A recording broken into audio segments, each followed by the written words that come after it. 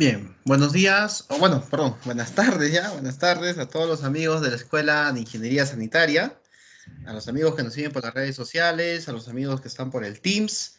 Eh, Bienvenidos a este webinar de jueves de agua, saneamiento y salud pública. Y esta semana pues tenemos un invitado de lujo, por decirlo de esa manera, por la gran trayectoria y el profesionalismo de nuestro invitado del día de hoy. Primero, disculpándonos un poco por la demora, el tema, ustedes saben, el tema virtual también no está exento de algunos problemas técnicos que hay que solucionarlos de forma inmediata. Y obviamente pues tratamos de solucionarlo lo más antes posible. Le agradecemos por su presencia. Esta tarde nos toca presentar al ingeniero magíster Jorge Durán. Él es máster en ciencias por la Universidad Vanderbilt University de Estados Unidos. Tiene un entrenamiento de tecnologías anaeróbicas de alta carga en el Westwater Technology Center de Canadá. También es especialista en ingeniería sanitaria en la Universidad de Buenos Aires. Él es de profesión ingeniero químico de la Universidad Tecnológica Nacional de su país y tiene una experiencia también muy importante dentro de los profesionales que trabajan en Argentina. Él es director técnico de AIDIS Argentina, es consultor para diferentes empresas que ha desarrollado en diferentes países, en Honduras, ha estado en Ghana, ha también trabajado en empresas nicaragüenses de acueductos y alcantarillados, en industrias de Argentina, Uruguay y Brasil. Él es exdirector de Asistencia Técnica y Fortalecimiento de la Dirección Nacional de Agua Potable y Saneamiento, ex asesor de la Dirección de Gestión Ambiental de Recursos Hídricos de la Secretaría del Ambiente de la Nación de Argentina, ex jefe del Laboratorio Experimental de Tecnologías Sustentables, el INA, y en su experiencia docente, bueno, él es ex director académico y docente en la Maestría de Ingeniería Ambiental de la Universidad Tecnológica Nacional, ex coordinador del curso latinoamericano de INAYICA, ¿no? Que es sobre la evaluación y reducción de contaminación de ambientes acuáticos, desarrollado en el marco del programa de capacitaciones de terceros países. Es docente de posgrado en varias universidades argentinas y ha publicado diversos artículos técnicos enfocados a la especialidad. Entonces, como ustedes pueden ver, hoy día contamos con la presencia del ingeniero Jorge Durán. Él es de Argentina y obviamente nos ha dado su tiempo, su disponibilidad para compartir un poco su experiencia en lo que se refiere al tratamiento anaeróbico de las aguas residuales. Ingeniero Jorge, un abrazo desde Huaraz, desde Perú. Estamos a 3.100 metros sobre el nivel del mar, como le contaba hace un momento. Ahorita está un poquito de solcito, pero más tarde empieza el frío que seguramente en Argentina ya se debe estar sintiendo. Ingeniero, su saludo para la gente de los amigos de la Escuela de Ingeniería Sanitaria de la Universidad Túnez de Mayolo de Huaraz y todo el público que lo está escuchando ahora, ingeniero. Bienvenido. Muchas gracias, Martín, por una presentación tan completa. Me hace sentir una persona importante. Y quería agradecer, antes de comenzar, al Magíster Félix de Pacelli, que tuvo la deferencia de enviar un mensaje al Instituto de Ingeniería Sanitaria, eh, a a vos, que hiciste esta presentación, y también saludar a Wilder Vicente Rosales, que es egresado también de nuestro instituto y ha sido el contacto para para esta presentación. Así que, bueno, vamos a ver si podemos hacer los pases mágicos para poder entrar en la presentación. Claro que Eh, sí, ingeniero.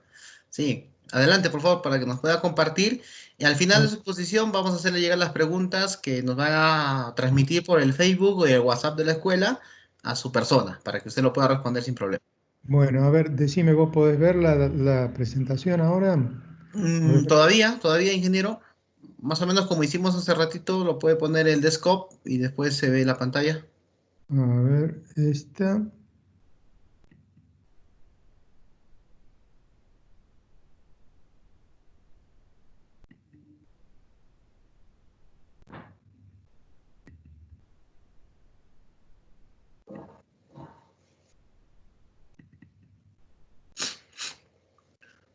Vamos a poner share.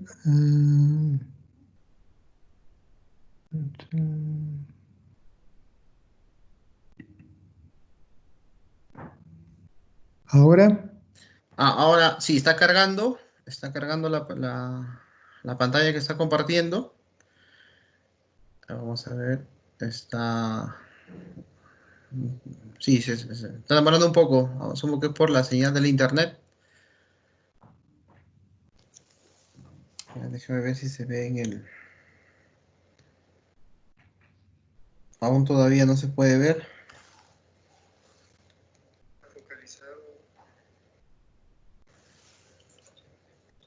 Mm, no, no se ve, ingeniero. ¿Puso la primera pantalla del desktop? Ahora sí. Ya apareció Ahora, recién. ¿sí? Apareció recién ha aparecido una pantalla blanca. Apareció sus Sí. archivos, me parece.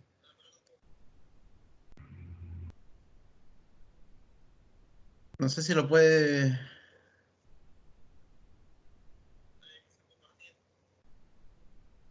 No se llega a ver. No, no se ve todavía. Se ve una pantalla en blanco. Me parece que usted lo. Ahora ya se ve su carpeta de archivos. Eso estoy viendo ahorita. Bueno.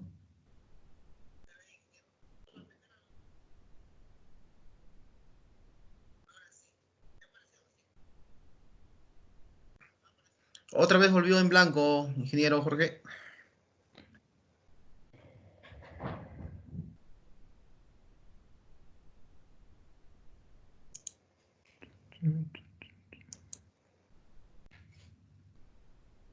Quizás ahí lo puede abrir.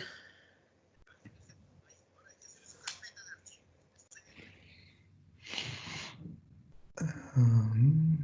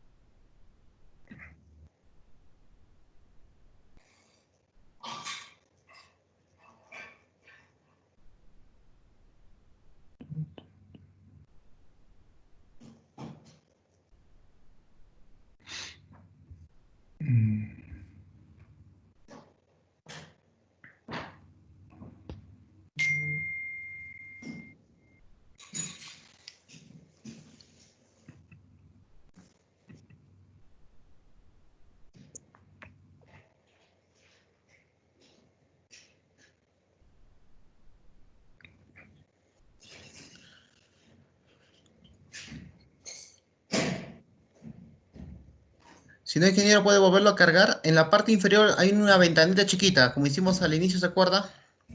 Sí, eso estoy tratando de hacer. Espera un segundito. Ok, ok.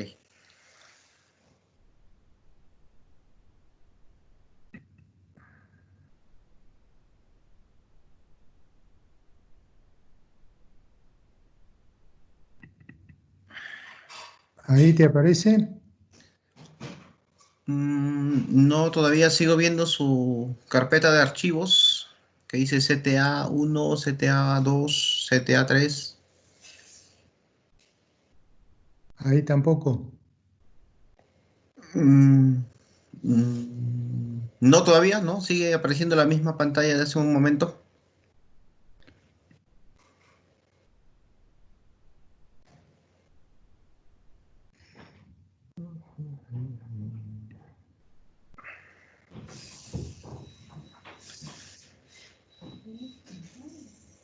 No, no sale, no sé por qué. ¿Y no puedes hacer una reunión en Zoom? Que se sumen.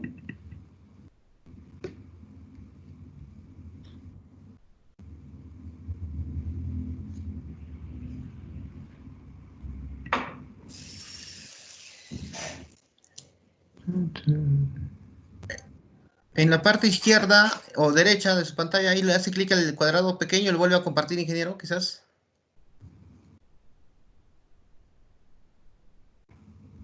Ahí en la barrita del medio, donde dice compartir, Sí, el desktop, la primero que le ahí aparece a la está. izquierda.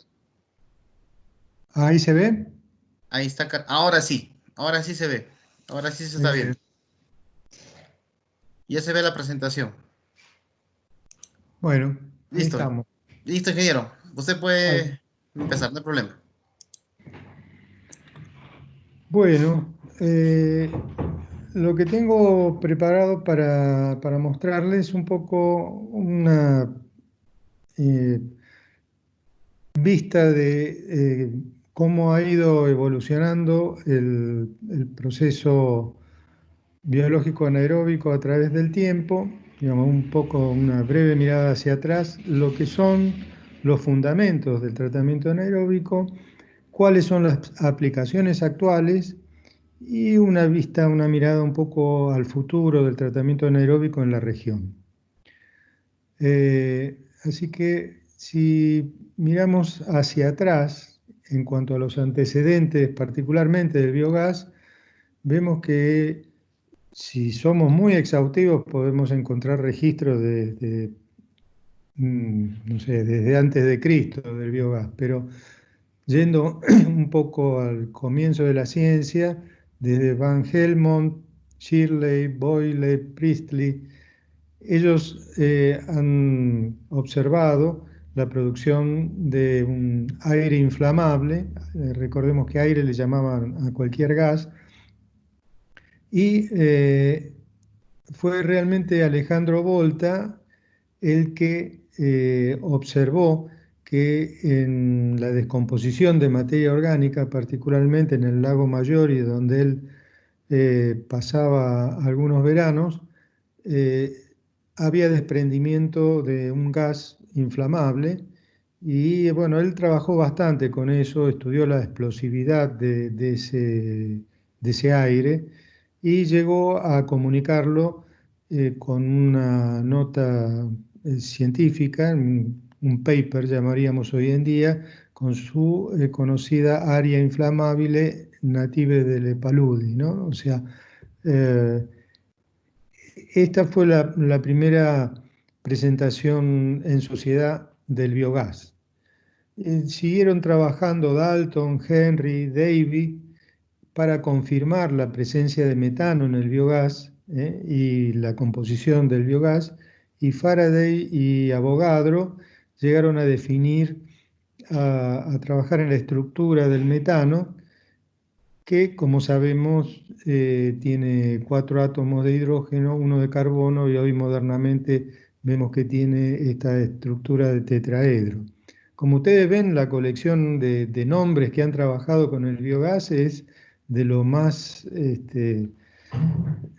importante en la ciencia en su momento. Y para continuar, inclusive podríamos hablar de Pasteur y alumnos de Pasteur que definieron las características del proceso biológico anaeróbico. Ahora, yendo ya a la aplicación, la primera aplicación que encontramos, el primer antecedente, es la famosa cámara séptica de Muré a fines del siglo XIX, y a principios del siglo XX la aplicación de IMOV, el famoso tanque IMOV, que por lo menos en Argentina ha tenido una extensiva aplicación, que como ustedes ven comenzó a patentarse o a desarrollarse el patentamiento en épocas bastante conflictivas. Fíjense, a comienzo de la guerra, de la Primera Guerra, ¿no?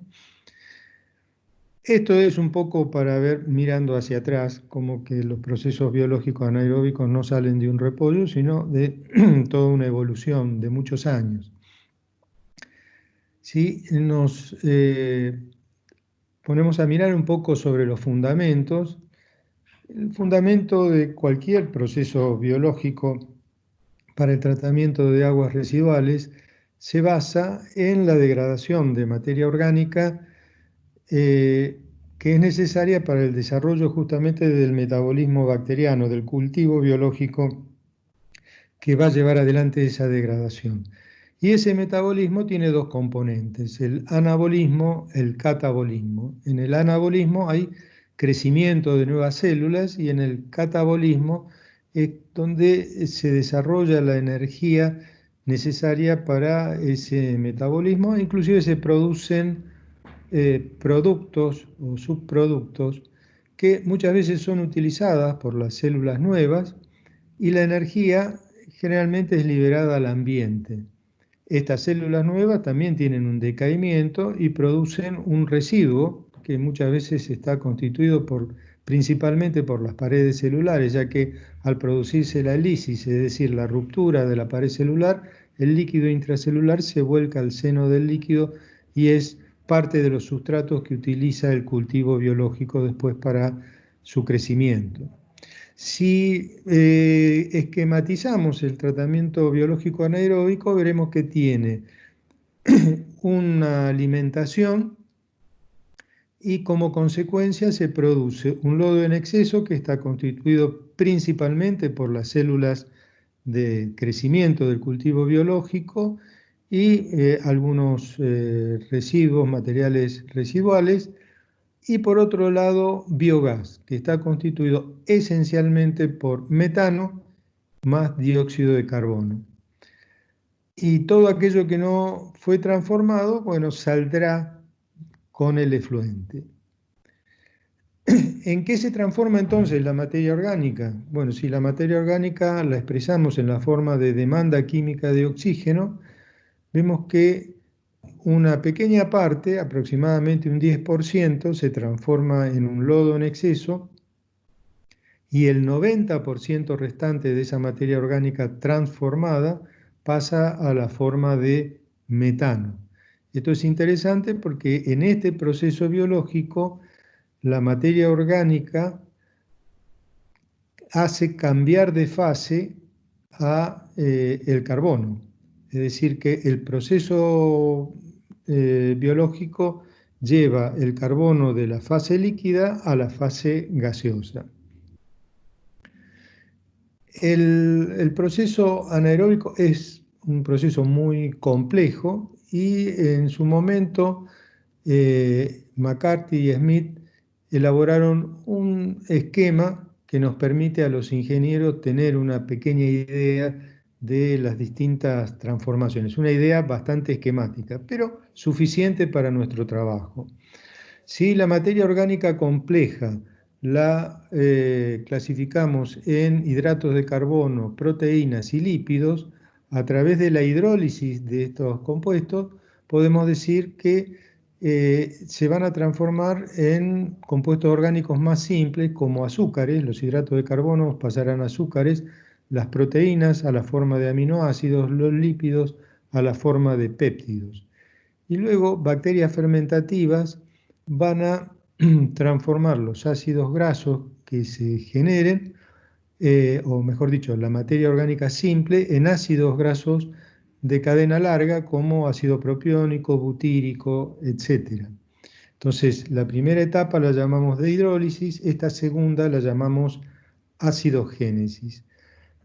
Y finalmente vamos a tener una tercera etapa que en forma global se denomina como metanogénesis, pero que en realidad comprende dos partes. Una que es la transformación de los ácidos grasos de cadena larga en ácidos grasos de cadena más corta, como el ácido acético, que llega a la forma de acetato, y esa la llamamos acetogénesis. Y luego viene la metanogénesis propiamente dicha, que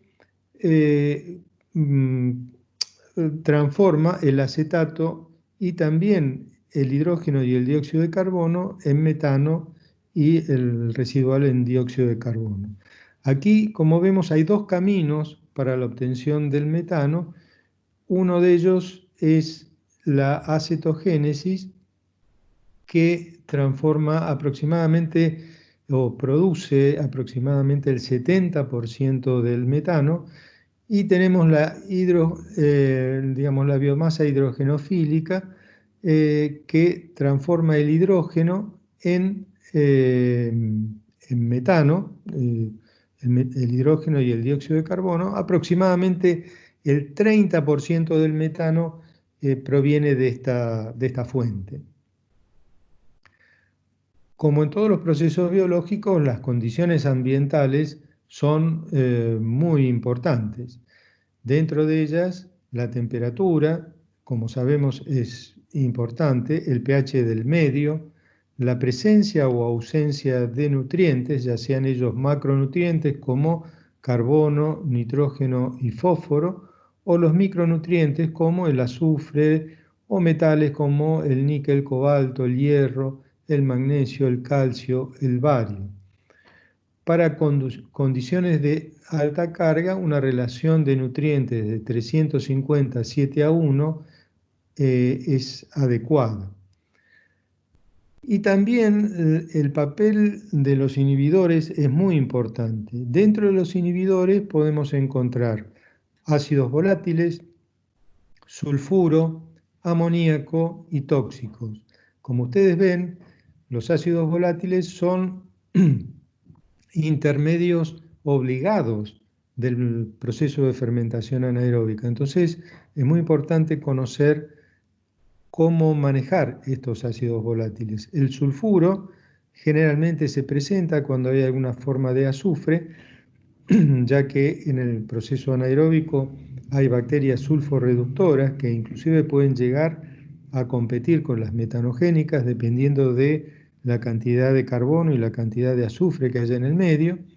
Y el amoníaco también necesariamente se va a producir en el medio si es que hay presencia de nitrógeno y va a salir del proceso en su forma reducida. Y los tóxicos en general, como pueden ser agentes sanitizantes o pueden ser también los metales pesados, también pueden tener un impacto sobre el proceso anaeróbico. En este gráfico vemos cómo incide la temperatura sobre el crecimiento relativo de la biomasa metanogénica. Y aquí entonces podemos discriminar en 3 grupos de microorganismos de acuerdo a su afinidad por la temperatura. Vamos a encontrar a los psicrófilos, los mesófilos y los termófilos. Los psicrófilos normalmente se van a desarrollar entre los 10 y los 20 grados, los mesófilos entre los 30 y los 40, 40 y pico de grados, y los termófilos entre los 55 y los 65 grados. Generalmente, en los procesos biológicos anaeróbicos para efluentes industriales se tiende a trabajar en el rango mesófilo. A medida que aumenta o disminuye la temperatura, la actividad del cultivo, lógicamente, aumenta o disminuye. Y fíjense que en este caso, para un cultivo mesofílico, donde la temperatura óptima está en los 35 grados, veremos que a medida que desciende la temperatura, desciende la actividad. De modo que si nosotros tenemos un descenso de 35 a 25 grados, la actividad del cultivo va a bajar aproximadamente la mitad o inclusive un poco menos. Esto tiene un impacto importante en el proceso porque puede hacer que el volumen del reactor, si bien permanece igual a una menor temperatura, podríamos decir que la actividad del mismo se reduce a la mitad, es decir, como si el reactor se hubiera encogido y llegáramos a tener la mitad de ese reactor. El pH, decimos, también es importante y de acuerdo al tipo de ácidos orgánicos que tengamos, vamos a tener un pH más adecuado. En términos generales se trata de operar los procesos anaeróbicos en el rango entre 6,5 y 7 para que esté estabilizado. El requerimiento de nutrientes es muy variable de acuerdo a la carga. Fíjense en este gráfico, ustedes tienen acá la relación DQO-nitrógeno. No se agrega fósforo porque se entiende que la relación de nitrógeno a fósforo, si es de 7:1, va a estar adecuadamente balanceado, es decir, que se supone que siempre es 1 fósforo acá. Pero fíjense que en este eje tenemos la carga que recibe el proceso, es decir, los kilos de materia orgánica expresado en kilos de DQO por kilo de sólido suspendido volátil, es decir, por kilo de microorganismo así medido, y por unidad de tiempo, en este caso por día. A medida que nos desplazamos hacia la derecha en el gráfico, aumenta la carga, hacia la izquierda disminuye. Esto está indicando entonces que cuando tenemos procesos con menos de 0,5 kilos de D cubo por kilo de sólido suspendido volátil día, tenemos procesos de baja carga. Y en ese caso, entonces es posible trabajar con proporciones mayores de carbono para la misma cantidad de nitrógeno y de fósforo. Sin embargo, si la carga que recibe el proceso es superior a 1 kilo de D cubo por kilo de sólido suspendido volátil día, entonces ahí es más exigente el proceso y va a requerir una proporción mayor de nitrógeno y fósforo para la misma cantidad de carbono, o dicho de otra manera, va a admitir menor cantidad de carbono para la misma cantidad de nitrógeno y fósforo. Aquí en este cuadro a ustedes les quedan algunos inhibidores típicos y las concentraciones, las concentraciones que habitualmente son problemáticas y cuáles son su efecto. Un punto que tenemos que tener en cuenta es que hay muchos compuestos que pueden ser, o elementos que pueden ser estimulantes, como por ejemplo el sulfuro de hidrógeno, es digamos, es necesario para el proceso anaeróbico y estimula el crecimiento del cultivo. Fíjense, en este gráfico tenemos velocidad específica de crecimiento respecto de la concentración de sustrato, ¿no? Si recordamos un poco, esta curva no es otra cosa que la curva de Monod, ¿no? A medida que crece el sustrato, crece la velocidad de crecimiento específico hasta alcanzar un máximo. Lo que quería puntualizar es que algunos de esos sustratos favorecen la actividad del cultivo por encima de un determinado valor, se mantiene constante la actividad, pero por encima de otro determinado valor puede tener efectos de toxicidad. Esto se da, por ejemplo, en el caso del sulfuro, y lo que tenemos que recordar es que el sulfuro puede disociarse primero en un primer protón y luego en el segundo protón. Fíjense que se encuentra que cuando el sulfuro no está disociado a pH bajo, el efecto es más tóxico. Cuando el sulfuro está disociado a un pH alto, como cuando se disocian los dos protones, es menos tóxico. Esto se atribuye al hecho de que al no estar disociado el sulfuro de hidrógeno, tiene mayor movilidad y puede atravesar la pared celular, mientras que cuando está disociado generalmente tiende a formar puentes de hidrógeno con el medio líquido y de esa manera queda retenido en el medio líquido y le quita movilidad y ese efecto de toxicidad.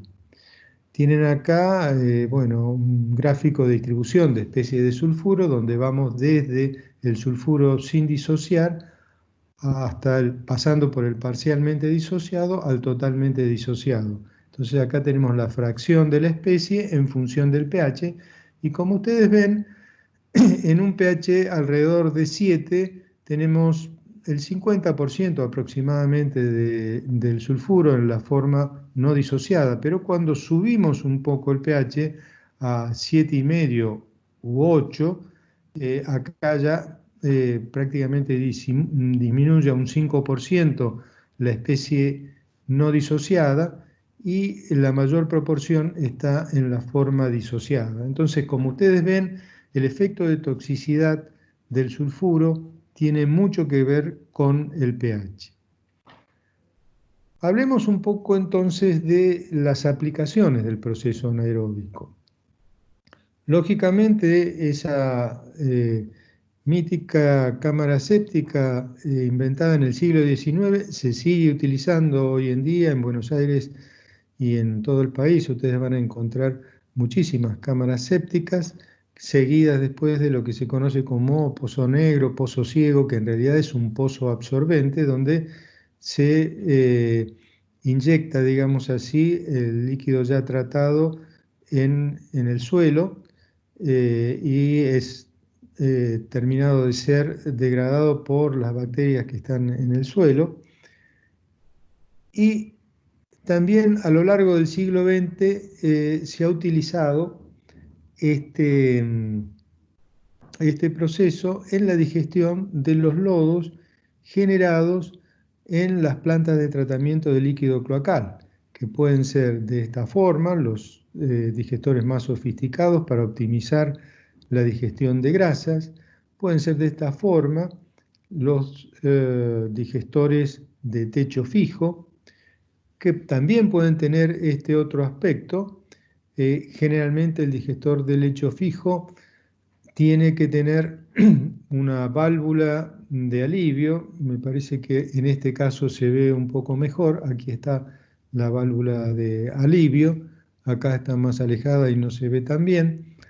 Y pueden ser de techo fijo o de techo móvil. Generalmente los de techo móvil son los que se utilizan para recibir el lodo ya digerido, y este lodo digerido generalmente se deshidrata, muchas veces con filtros de banda, para eso hay que hacer un acondicionamiento químico, y finalmente se seca, ya sea en playas de secado o bien en sistemas de playas solares, sistemas de centrífugas, en fin, diferentes tipos de equipos de deshidratación que no son el punto de esta presentación. Otras aplicaciones que ha tenido el proceso anaeróbico han sido los digestores rurales, y en esto los modelos clásicos son el modelo indio y el modelo chino, que tiene esta característica cúpula. En cambio, el indio tiene, digamos, como una tapa con un sello hidráulico que se va desplazando en forma ascendente a medida que se va llenando de líquido y sobre todo se va generando gas en el digestor. Básicamente estos digestores están orientados a producir biogás en el campo para atender las necesidades de la vivienda. Generalmente se ingresa por una cámara de alimentación donde se aporta material biodegradable del campo, productos agrícolas, y hay una cámara de salida donde se obtiene un material ya digerido que muchas veces se utiliza para disposición en el suelo y se emplea como un mejorador de terreno. Hay otras formas de trabajar, como por ejemplo estos digestores de bolsa, que tienen la misma función. Se ingresa la alimentación por esta cámara y sale por otra cámara en el otro extremo. Acá en este esquema ustedes pueden verlo con más detalle, ¿no? Ingreso, egreso, fertilizante para, en realidad más que fertilizante es acondicionador de suelo para mejorar el cultivo, y generación de biogás para las viviendas. Siguiendo en esta línea, también se ha trabajado con residuos sólidos urbanos, donde previo tratamiento con remoción de los materiales que no son biodegradables, se trata después ya sea para compostaje o también para digestión anaeróbica. Y más o menos siguiendo en esa misma línea, en un relleno sanitario también se depositan residuos sólidos urbanos, y ustedes saben que se genera biogás. Entonces es posible la colección de biogás de los rellenos sanitarios, cosa que se hace, por ejemplo, en SEAMSE, que es la empresa que se ocupa de residuos sólidos en Buenos Aires, y ahí se hace recolección de biogás con generación de energía eléctrica. Todas estas son aplicaciones, pero lo que queremos mencionar, sobre lo que queremos hablar hoy, es sobre las aplicaciones al tratamiento de aguas residuales. Cuando pensamos en proceso de tratamiento de aguas residuales, o en realidad en cualquier proceso hoy en día, lo pensamos desde el punto de vista de su sustentabilidad. Y si lo miramos de un punto de vista amplio, un proceso es sustentable si se reduce al mínimo su consumo de energía, al mínimo su generación de residuos, y si es posible recuperar recursos de ese proceso. Si este concepto lo llevamos al de sistemas depuradores, podemos decir que hablamos de sistemas donde sea posible producir energía en lugar de consumirla, recuperar nutrientes como lodo orgánico o también agua, tener por otro lado una tecnología robusta que pueda hacer frente a los cortes de energía y sobrecargas orgánicas. Esto es muy importante en nuestra región y les diría que en la mayor parte del mundo, salvo el mundo desarrollado, y que sea adaptable a posibles modificaciones del tren de tratamiento, es decir, que admita ampliaciones y mejoras. Y por otro lado también, ya que estamos pedimos también que la operación y el control y el mantenimiento sean simples. Esto, digamos, son requisitos para que un sistema depurador sea considerado sustentable. Si comparamos los procesos biológicos aplicados clásicamente, los procesos aeróbicos, con los procesos anaeróbicos, como vimos antes, el esquema que vimos antes, encontramos que la diferencia esencial está en que tenemos que incorporar aire y que están liberando calor a la atmósfera. O sea que una parte importante de la energía que se ingresa con la alimentación se está emitiendo a la atmósfera en la forma de calor, y también una parte importante pasa a la forma de lodo en exceso. Si analizamos un poco el uso de energía, veremos que para una tonelada de DQO, suponiendo que tenemos incorporación de oxígeno, dependiendo de si son aireadores de burbuja fina, burbuja gruesa, con diferentes eficiencias, podemos llegar a tener incorporado entre 1,5 kilos y 5 kilos de oxígeno por cada kilowatt hora empleado, ¿no? Variando con la eficiencia de la aireación. Y entonces por cada tonelada de DQO vamos a gastar entre 200 y 700 kilowatt hora. Si lo comparamos con un proceso anaeróbico, esa tonelada de DQO va a generar aproximadamente unos 400 metros cúbicos de biogás con una composición típica de 70% de metano, que podrá ser utilizado para generar, por ejemplo, energía eléctrica. Si tomamos en cuenta que aproximadamente se generan unos 6,5 kWh por cada metro cúbico de metano, esta es la equivalencia, y utilizamos un equipo, vamos a suponer, con 32% de eficiencia en la transformación de esta energía del gas en energía mecánica, veremos que desde el punto de vista de energía calórica, la tonelada de DQO puede generar unos 1820 kWh y desde el punto de vista eléctrico unos 580 kWh. La diferencia esencial está en que aquí estamos consumiendo y aquí estamos generando. Entonces, si hacemos un repaso de los aspectos positivos de los procesos anaeróbicos, veremos que el principal es la reducción de costos en la disposición de lodos. Se generan entre un 10 y un 20% de los lodos que produce un proceso aeróbico.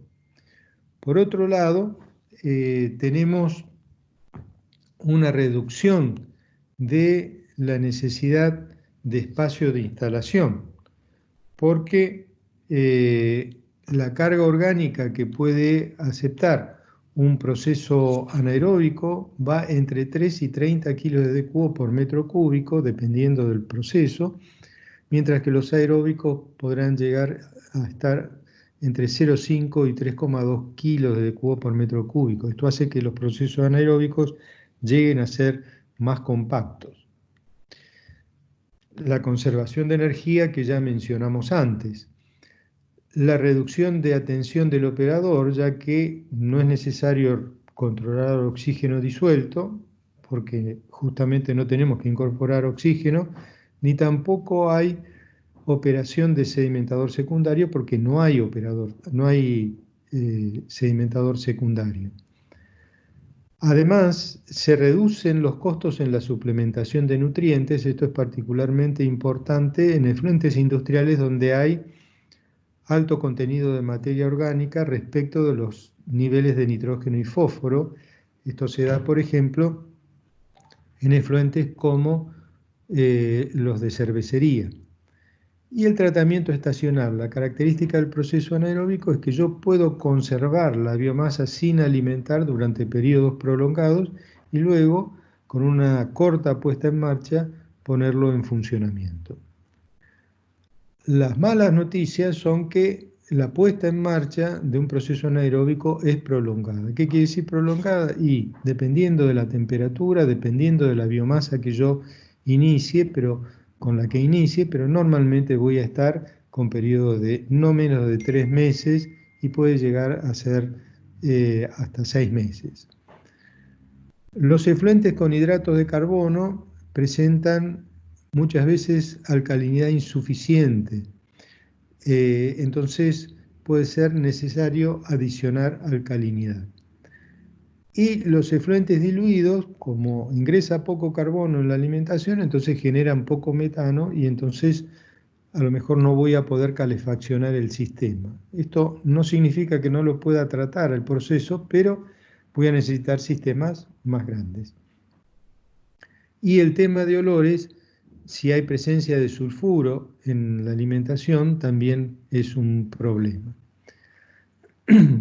Cuando tengo bajas temperaturas, esto reduce la velocidad de reacción y otra vez también voy a necesitar sistemas más grandes. Estos son entonces digamos, las principales ventajas y desventajas. Vamos a ver ahora un poco las aplicaciones que se han desarrollado de los procesos anaeróbicos que han comenzado por ahí por las décadas del 70. En los 60 se hicieron los estudios fundamentales del punto de vista experimental, a escala laboratorio. En los 70 las primeras plantas pilotos, algún trabajo a escala industrial. En los 80 se avanzó decididamente a escala industrial, en los 80, en los 90, y este tipo de procesos son los que se han desarrollado en esa época a escala industrial, que ustedes pueden ver hoy en día en muchas industrias. Por eso, ustedes tienen acá procesos USB, que son reactores anaeróbicos de manto de lodo y flujo ascendente con alimentación en el fondo y un manto de lodo generalmente granular, como vamos a ver en un momento, donde la alimentación entra en contacto con este manto de lodo y se produce la generación de biogás, que está simbolizado por estos circulitos amarillos, y ese biogás es captado por el separador de 3 fases, que se llama así porque separa el líquido del gas y también de los sólidos que ascienden con las burbujas absorbidas. Finalmente, entonces sale el biogás por un lado y sale el líquido tratado por otro lado. Avanzando en el tiempo, se han desarrollado los procesos de recirculación interna, que son básicamente 2 USB puestos como sobrepuestos, uno encima del otro. Estos son procesos con reactores muy esbeltos, con alturas que pueden ir entre 15 y 20 metros, y tienen, si uno los mira internamente, tienen también la alimentación desde el fondo, un sistema de captación de biogás en la primera parte, en la primera sección del reactor. Aquí en el fondo se produce una reacción biológica muy enérgica, mucha generación de biogás que se capta aquí en este sector, en este separador de 3 fases, y luego una segunda sección donde prácticamente los sólidos que han podido escapar de esta primera sección sedimentan, son captados, y el biogás que también escapó de esta primera sección es captado aquí por esta segunda parte. Y hay una característica que es fundamental, que es que existe un conducto que lleva el líquido desde la primera sección, y más que el líquido, principalmente líquido, sólidos y biogás, a esta parte superior, donde por aquí se deriva entonces el líquido tratado, por aquí sale el biogás, y aquí hay retorno de los sólidos al fondo del reactor a través de este segundo conducto. Es decir, que todo lo que llega aquí a la parte superior es luego inyectada al interior y al fondo del reactor, donde se da nuevamente la reacción enérgica. Este sistema se conoce como de recirculación interna. Pero la clave tanto del USB como del reactor de recirculación interna es la generación de gránulos, biomasa granular, que puede verse aquí en esta foto, y también puede verse aquí en esta otra, y la particularidad de esta biomasa granular es su alta velocidad de sedimentación. Fíjense, acá en esta probeta se ha colocado una cucharada de biomasa granular en agua, se agita y se deja sedimentar, y rápidamente se van al fondo como si fueran piedritas. En esta figura ustedes pueden ver 3 probetas con 3 tipos de biomasa: biomasa granular, biomasa floculenta y biomasa dispersa. Esta biomasa dispersa es la característica de un digestor anaeróbico clásico para lodos cloacales, que es lo que se ha conocido a lo largo del siglo XX. Esta biomasa floculenta es más característica de reactores anaeróbicos destinados al tratamiento de líquidos cloacales, de los cuales ya vamos a hablar. Y esta biomasa granular es esta que les estoy mostrando acá en estas 2 fotos, que es la característica destinada al tratamiento de efluentes industriales.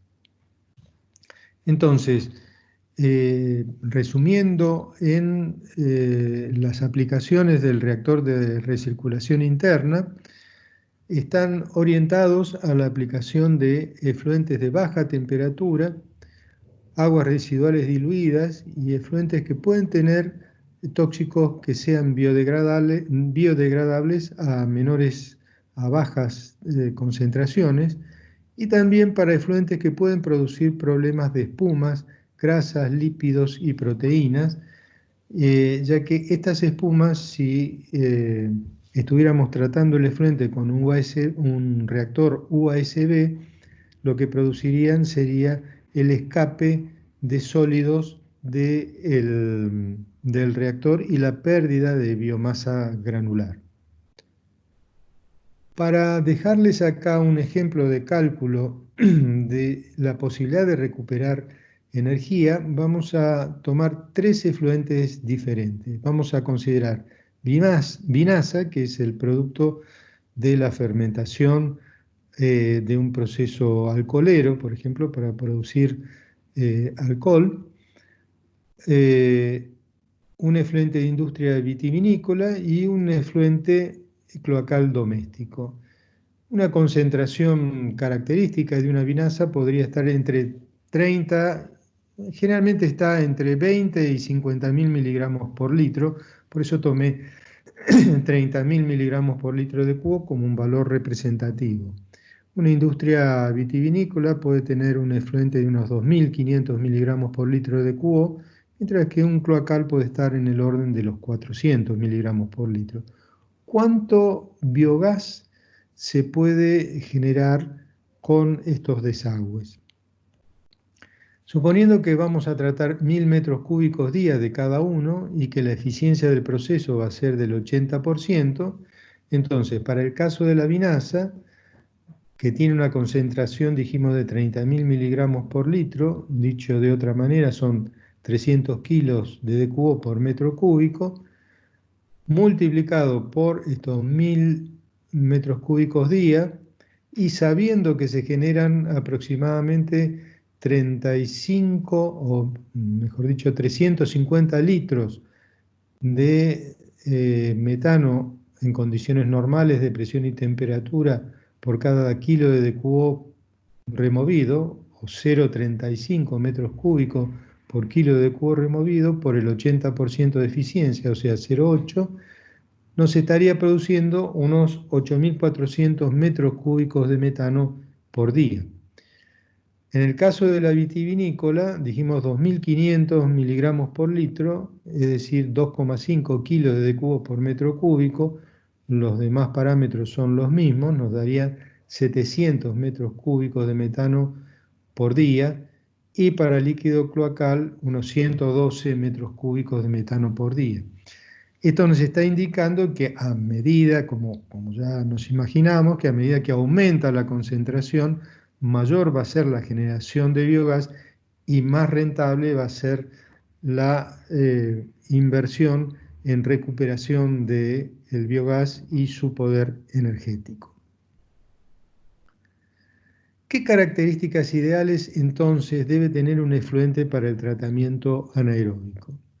En primer lugar, podemos decir que alta concentración de materia orgánica. Cuanto mayor su concentración en materia orgánica, mayor su potencial de generación de biogás.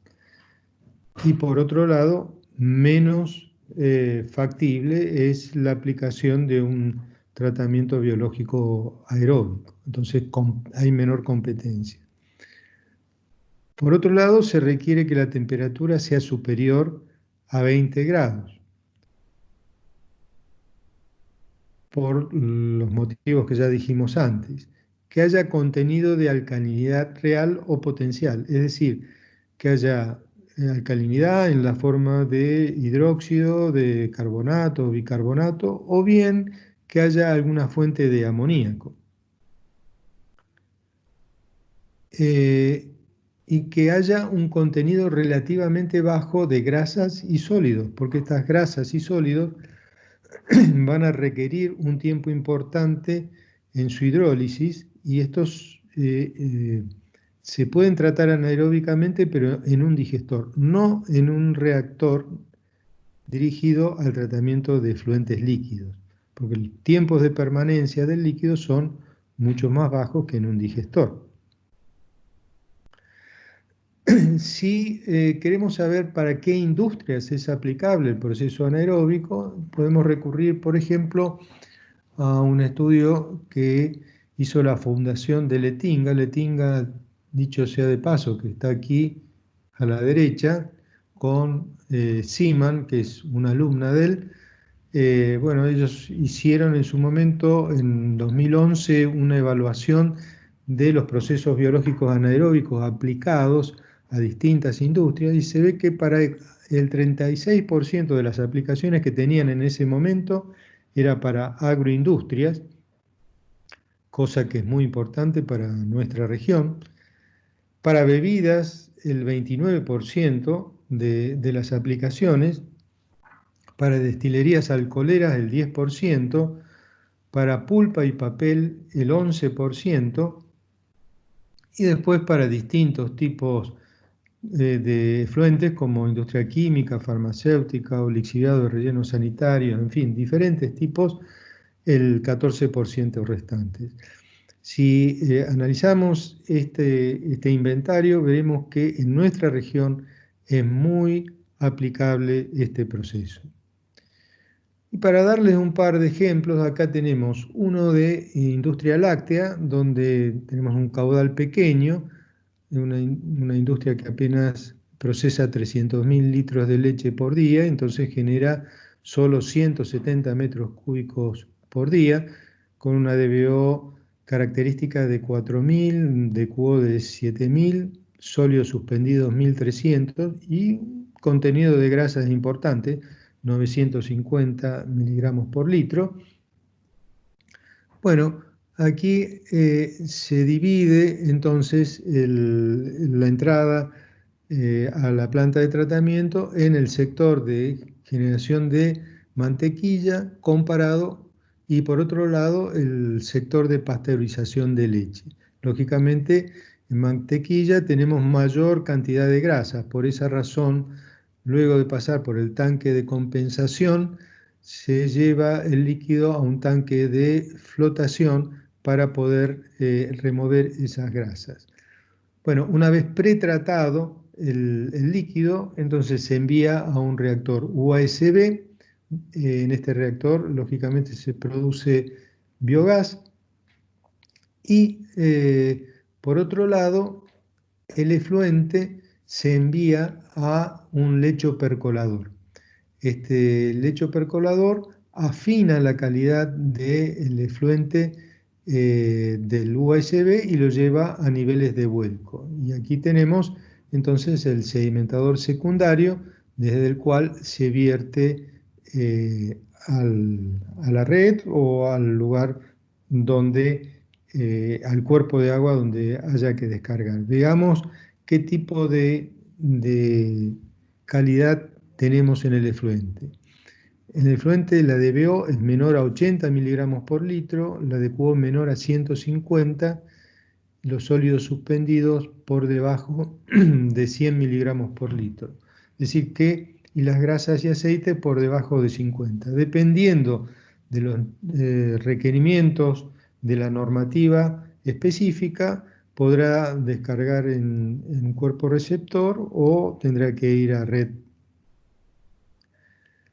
En industria cervecera, este es un caso en Argentina, típicamente tenemos DQO por encima de 3.000 o aproximadamente alrededor de los 3.000 miligramos por litro, y en el proceso anaeróbico esos niveles de efluentes bajan a aproximadamente entre 800, 700, en algunos casos puede llegar a 900 miligramos por litro, pero en un promedio, digamos, de entre 700 y 800 miligramos por litro. De allí pasa a un proceso aeróbico, en este caso de cultivo suspendido, y tenemos valores de salida entre 180 y 150. Aquí ustedes verán que si lo comparan con el nivel de vuelco, que es 250, generalmente cumple con ese nivel de vuelco. Es decir, que un tren de tratamiento anaeróbico-aeróbico es adecuado en una industria cervecera. Bueno, esto en cuanto a las aplicaciones que podemos mencionar hoy en día. ¿Cuál es el futuro que vemos en la región?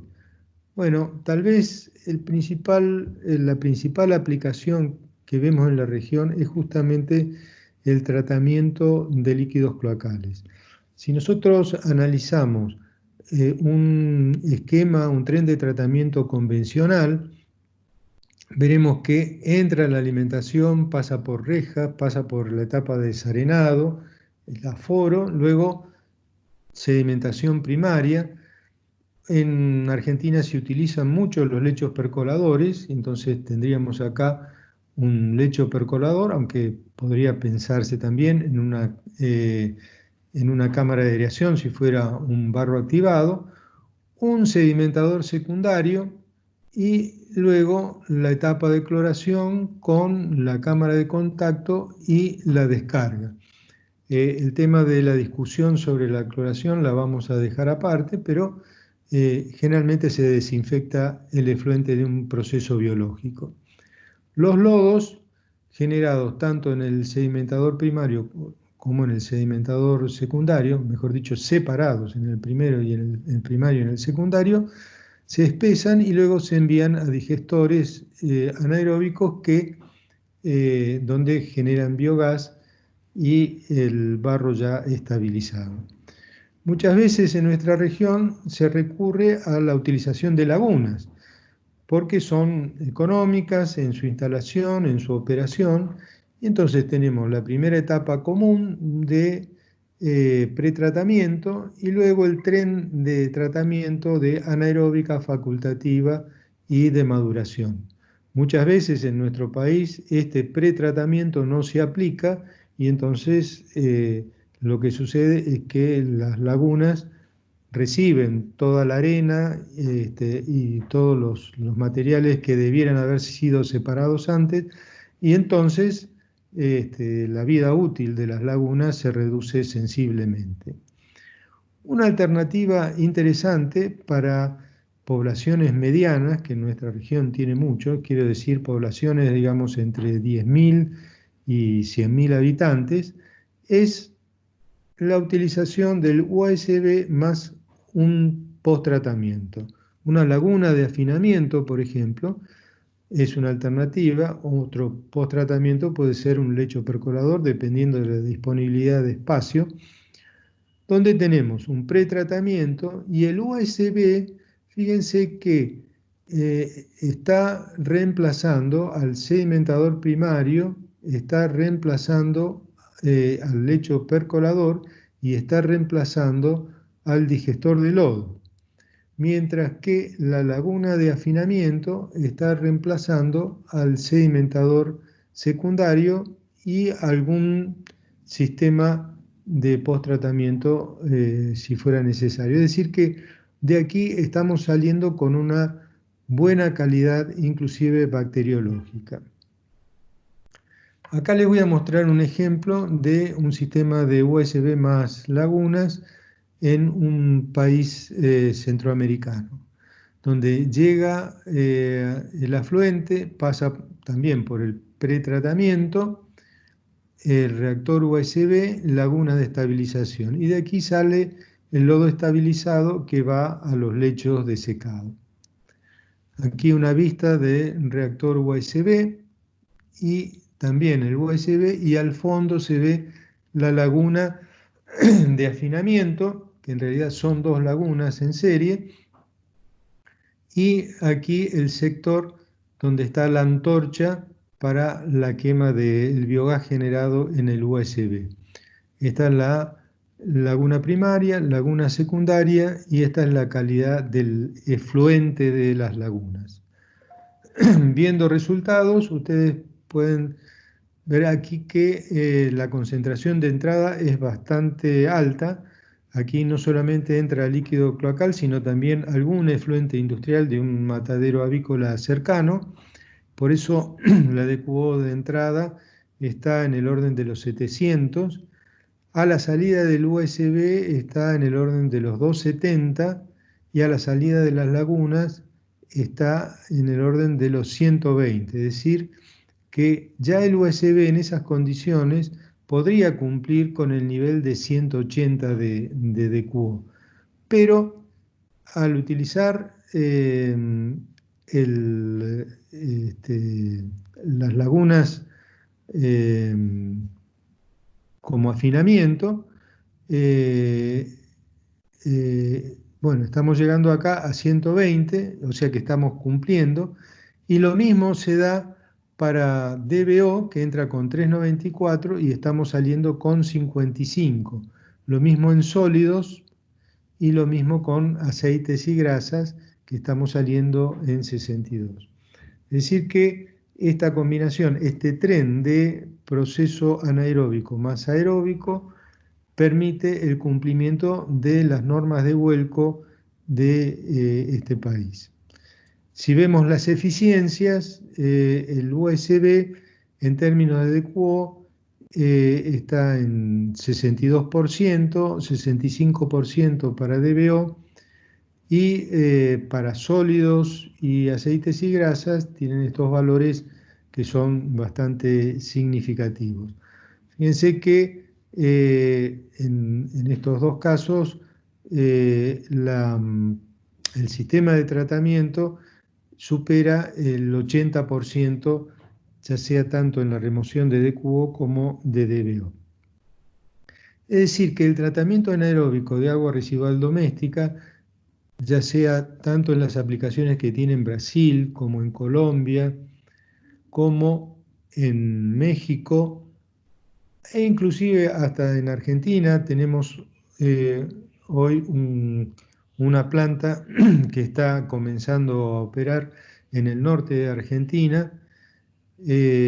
Son de alguna manera una perspectiva de extensión de esta tecnología en la región, ¿no? O sea, ustedes tienen aquí el pretratamiento, los tamices rotativos, y esta es la parte superior del reactor con las cámaras de distribución de la alimentación, una vista lateral del reactor, acá el globo que acumula biogás y la antorcha para el quemado de biogás.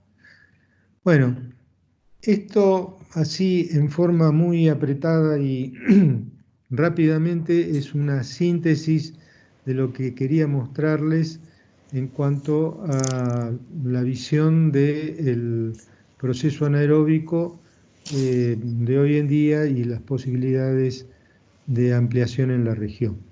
No sé si hay alguna pregunta. Voy a tratar de recuperar la, la visión de Martín, no sé cómo, pero de alguna forma vamos a tratar de recuperarla. En la parte inferior, ingeniero, no se olviden, inferior, en la ventanita, en una ventanita me parece. Acá te veo, sí, señor. Sí. Gracias, no, más bien gracias a usted, ingeniero. Ha sido una charla muy interesante, obviamente, para todos los chicos que llevan el curso aquí en la universidad, en la Escuela de Ingeniería Sanitaria, pues se lleva el curso de tratamiento de aguas y justamente ha sido, creo, algo enriquecedor lo que usted nos acaba de mostrar ahora, enfocado justamente al tema de nuevas tecnologías, en este caso la anaeróbica. Justo acá hay unas preguntas, ingeniero, que lo vamos a hacer, vamos a tratar de sintetizarlo, lo mandado por el WhatsApp de la escuela. Una pregunta es, por ejemplo, recomiendan, o preguntan, perdón, por ejemplo, ¿cuáles deben ser las temperaturas óptimas para asegurar una buena operación de los sistemas anaeróbicos? Es una pregunta, ingeniero. Bueno, como les decía, los procesos pueden ser cicrofílicos, mesofílicos o termofílicos, porque depende del grupo de microorganismos que nosotros estemos desarrollando dentro del reactor. Si nosotros estamos trabajando con líquidos cloacales domésticos, evidentemente no tenemos la posibilidad de calefaccionar el reactor porque son caudales muy grandes, y entonces ahí, queramos o no, se va a desarrollar una colonia cicrofílica, es decir, que trabaja con bajas temperaturas. ¿Qué tan bajas las temperaturas? Bueno, nosotros hemos tenido buenos resultados con temperaturas en el líquido del orden de 10 grados, por ejemplo, e inclusive a escala piloto con temperaturas menores, pero digamos 10 grados puede ser una temperatura base interesante para los cicrofílicos. Lo que hay que recordar es que si hablamos de líquido cloacal, los líquidos cloacales normalmente tienen una temperatura superior a la del aire. Por ejemplo, en Buenos Aires uno puede tener temperaturas de 4 o 5 grados en el aire en invierno, y sin embargo el líquido cloacal que llega a una planta normalmente va a estar en 15 grados, no menos de 15 grados. Esto por un lado. Si yo estoy trabajando con efluentes industriales, también puedo trabajar a bajas temperaturas, pero generalmente yo voy a tener caudales más chicos y voy a tener concentraciones mayores. Y entonces, en esos casos, voy a tener la posibilidad de generar biogás, y al estar generando biogás, tengo la chance de calefaccionar el líquido, y generalmente para efluentes industriales se trata de trabajar en el rango mesofílico, quiere decir entre los 25 y los 35 grados. No sé si contesta la pregunta. Sí, sí, ingeniero, sí, muy claro y muy bien explicado. Me parece que se ha entendido muy bien el tema de los rangos de la temperatura. Aquí había otra pregunta, ingeniero. Usted hablaba del futuro de los procesos anaeróbicos y planteaba justamente el tren de proceso de los sistemas anaeróbicos como el UASB en plantas de tratamiento. La pregunta es, acá preguntaban varios, ¿cuánto o cómo o en cuánto varía el costo de la inversión de sistemas anaeróbicos combinados con otras tecnologías como los aeróbicos, por ejemplo? Bueno, el tema de costo siempre es un tema bastante puntual porque depende de muchas características. O sea, en la parte de construcción, lógicamente no es lo mismo que ustedes lo construyan ahí si tienen un suelo rocoso que si lo hacen, no sé, en la costa, que tienen a lo mejor un suelo, digamos, más fácil de excavar. Depende de la mano de obra que tengan. Es decir, depende de toda una serie de factores. Pero evidentemente al reducir el número de unidades, ustedes se dan cuenta que se reduce la cantidad de hormigón concretamente que se va a utilizar. Y también se reduce la cantidad de equipamiento electromecánico. O sea, no es lo mismo necesitar aereadores que no necesitarlos. O en el caso de lechos percoladores, que no necesita aireadores y es una ventaja, sí necesitó unas bombas muy importantes para elevar el líquido y después dejarlo caer para que airee.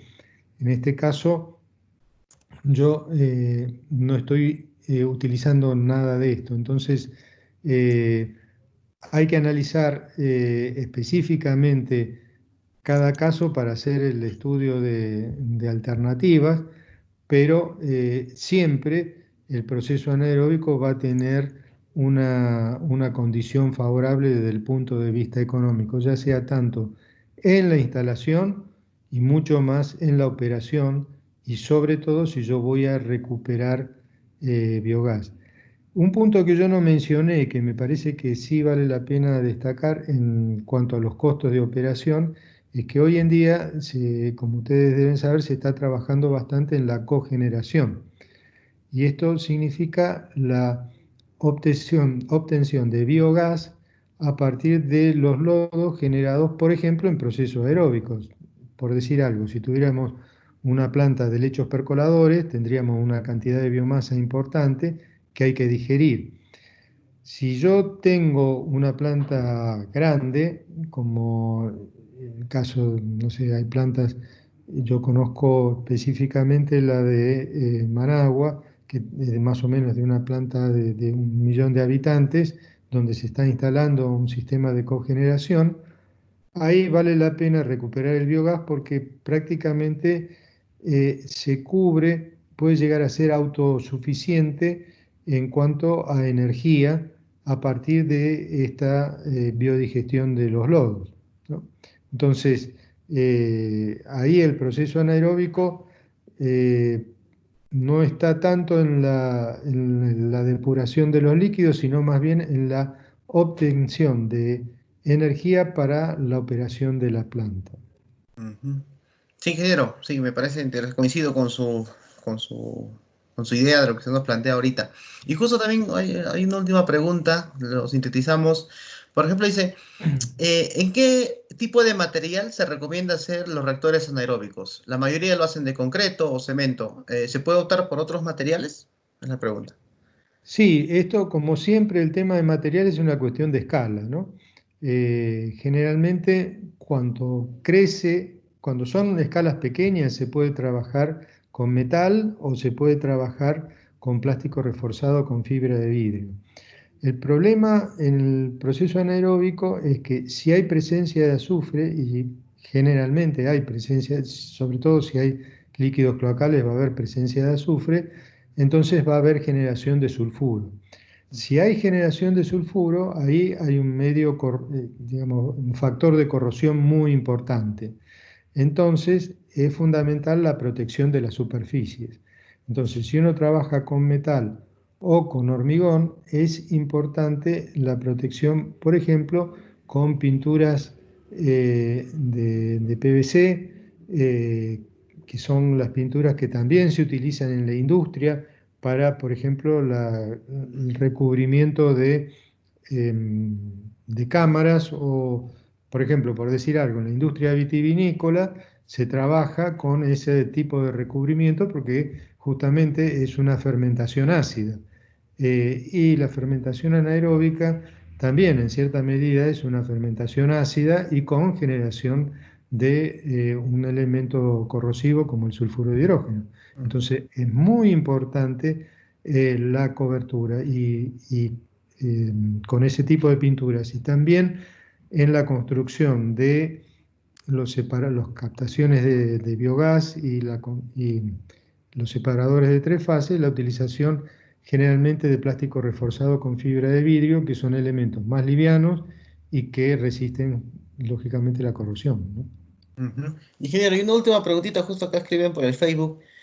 Preguntan, ¿qué tan sostenible o qué tan efectivo es el tratamiento de los reactores anaeróbicos, por ejemplo, UASB, en aguas residuales municipales, ¿no? O sea, por ejemplo, teniendo en cuenta que las concentraciones a veces son muy bajas, ¿no? En aguas residuales domésticas. ¿Cuál sería Sí. su opinión, ingeniero?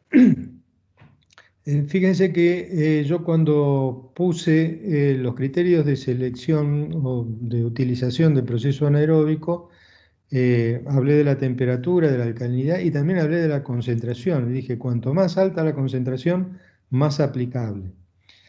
Sin embargo, la concentración del cloacal es baja, y entonces, ¿por qué sería aplicable? Y bueno, es aplicable en primer lugar porque no necesitamos airear. Entonces, desde ese punto de vista, es económico eh, porque no tenemos que poner aireadores, porque no tenemos que generar energía y porque si hay corte de energía, de todas formas, va a seguir funcionando. Lo que sí es cierto es que los niveles de salida de un reactor anaeróbico no van a ser muchas veces suficientemente bajos como para descargar en forma directa. Ustedes pueden ver ahí en la transparencia que les pasé la calidad de salida del USB y no alcanza para el nivel de vuelco. Nosotros tenemos eficiencia, pongamos, entre un 60 y un 65%, típicamente para DQO. Si tenemos, pongamos, 400, que es una DQO bastante típica, quiere decir que vamos a estar saliendo con 150, 160, 140, pero siempre por encima. Si lo ponemos en términos de DBO, supongamos que entremos con 250 y esté saliendo con una eficiencia, digamos, de 60%, va a estar saliendo con 100, con 90, con 80, con 110. No vamos a estar cumpliendo con una norma de 50.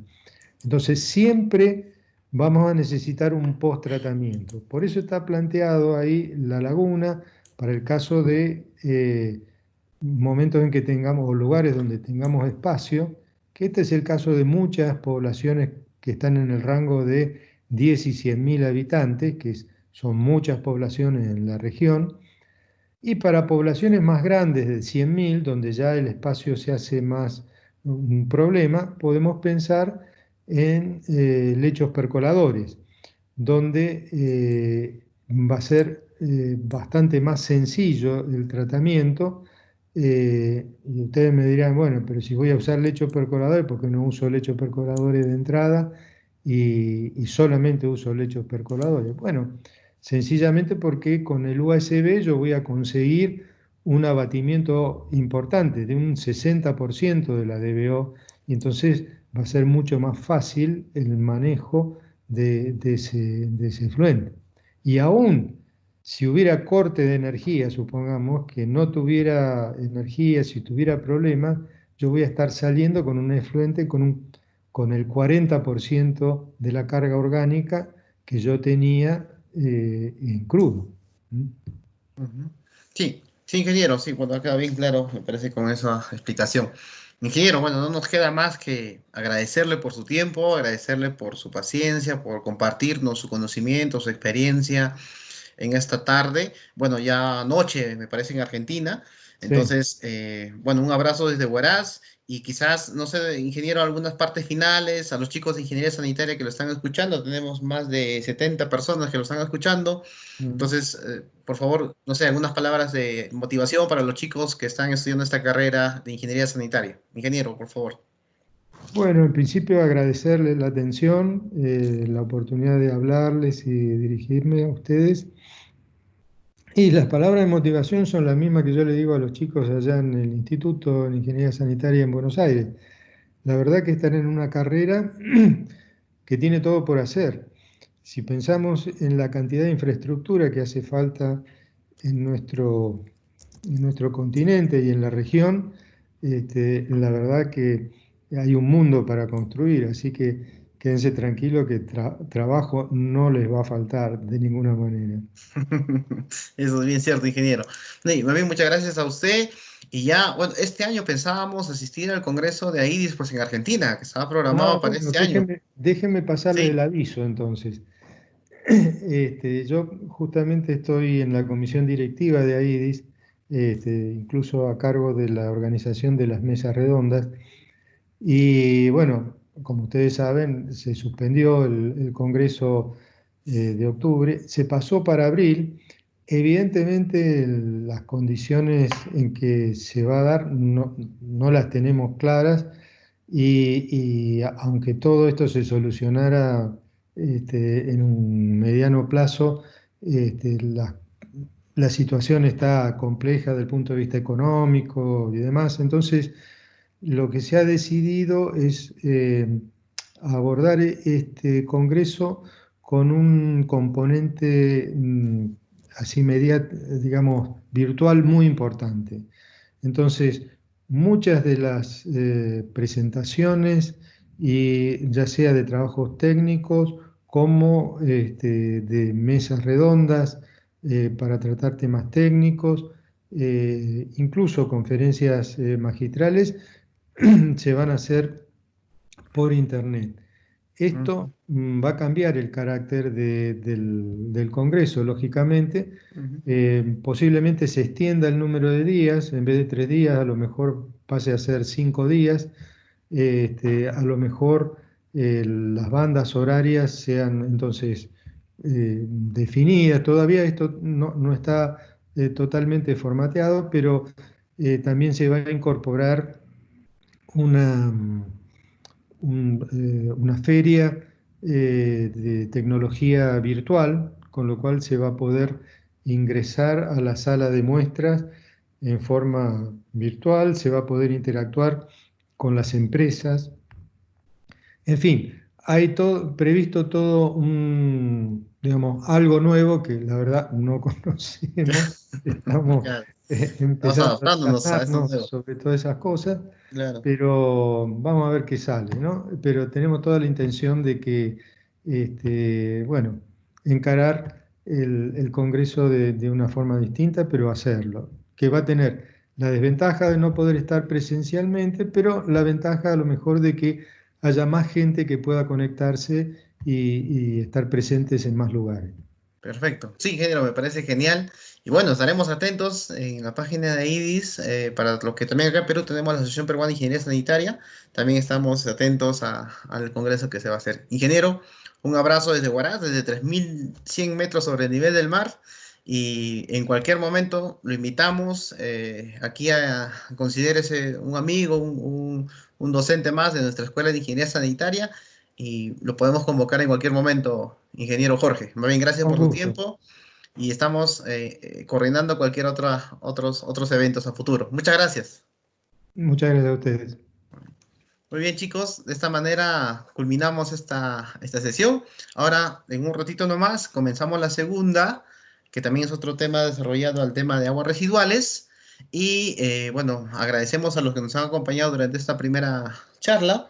Ahora nos vamos a retirar por un momento y regresamos en un instante. Sí, conmigo nos despedimos hasta en un momento.